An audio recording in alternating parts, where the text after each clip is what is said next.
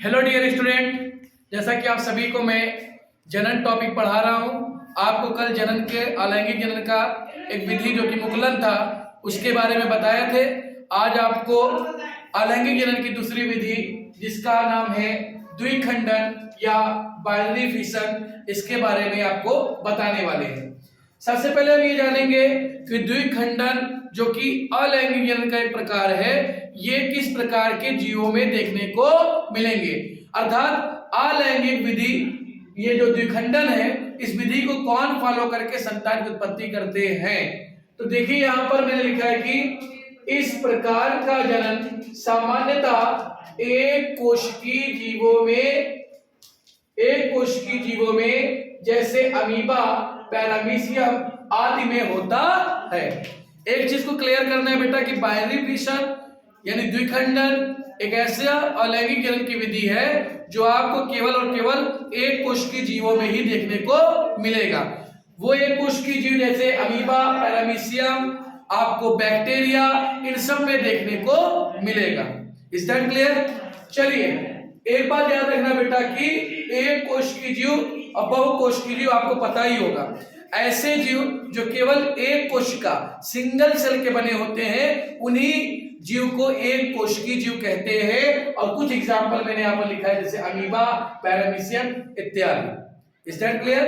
आइए देखते हैं कि द्विखंडन में क्या होता है। मैंने लिखा है कि यहाँ पर यह अलैंगिक जनन की एक विधि है।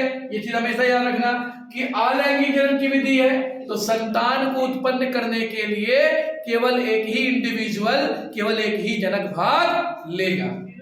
तो देखिए यह एक अलैंगिक जनन की विधि है। क्या होता है इसमें? इस प्रकार के जनन में अर्थात इस विधि द्वारा संतान को उत्पन्न करने के लिए जो जनक जीव होता है, जनक मतलब जन्म देने वाला, उत्पन्न करने वाला। Is that clear? यानी इस प्रकार के जनन में जनक जीव दो खंडों में खंडित या विभाजित हो जाता है। अर्थात जो जनक जीव होता है उनका शरीर दो पार्ट्स में डिवाइड हो जाते हैं। तो और डिवाइड होकर क्या करते हैं बेटा? दो नई संतति कोशिका या नए जीवों का निर्माण करते हैं। तो द्विखंडन अलैंगिक जनन की एक ऐसी विधि है जिसमें जो जनक जीव होता है उसका शरीर दो खंडों में विभाजित हो जाता है और विभाजित होकर के दो नए संतति कोशिका को जन्म देते हैं। आइए एक एग्जांपल को लेकर के हम समझते हैं। अर्थात एक कोशिकीय जीव में होता है तो एक कोशिकीय जीव में मैंने अमीबा लिखा, पैरामीशियम लिखा। तो देखिए मैं यहाँ पर पैरामीशियम का एग्जांपल लेके बता रहा हूँ। यहाँ पर आप देखिए मैंने पैरामीशियम का जो है स्ट्रक्चर बनाया हुआ है। यह एक परिपक्व पैरामीशियम की बॉडी है, यह इसका केंद्रक है, यह इसके अंदर साइटोप्लाज्म है, यह इसका सीलिया है। आगे जानते रहिए बेटा, जब परिपक्व का मतलब क्या है? जब पैरामीशियम यानी जब यह जीव द्विखंडन करने वाला होता है तब इसकी बॉडी ग्रोथ करती है। अर्थात सारे मटेरियल जो है वो डबल होते हैं ताकि डिवीजन के बाद सबको पूरा कंटेंट, पूरा मटेरियल मिल सके। तो इसी को कहा जाता है परिपक्व, अर्थात अब संतान उत्पन्न करने के योग्य हो चुकी है। तो इसमें जो भी डीएनए होता है, जो भी आनुवंशिक पदार्थ होता है, जो भी मटेरियल होते हैं वो सारे के सारे क्या होते हैं? डबल हो जाते हैं। और डबल होकर के इनकी साइज क्या कर जाती है? इंक्रीज कर जाती है, बड़ी हो जाती है, जिसको हम कहते हैं ये इनकी ग्रोथ फेज है, यानी वृद्धि कर चुकी है। अब क्या होगा? इस परिपक्व पैरामीशियम में धीरे धीरे कॉन्स्ट्रिक्शन होगा, संकुचन होगा। तो आप देखिए यहाँ पर संकुचन हो रहा है और ये जो मैंने न्यूक्लियस था इसको थोड़ा सा स्ट्रेच कर दिया है।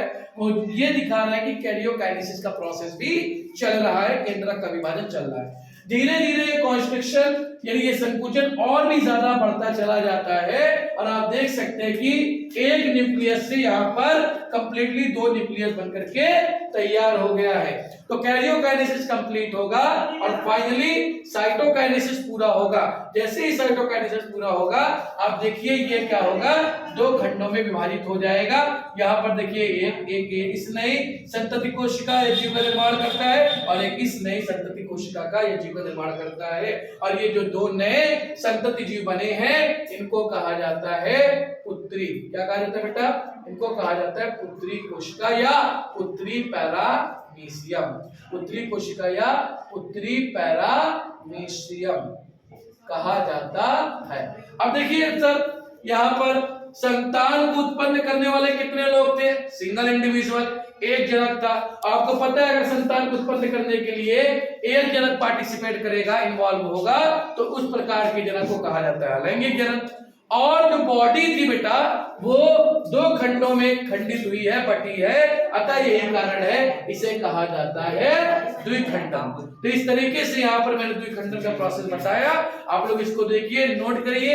यदि आपको नहीं समझ में आता है तो मुझसे कंसल्ट करिए, कमेंट सेक्शन में बताइए। तब तक के लिए इसको समझते रहिए। Thank you so much.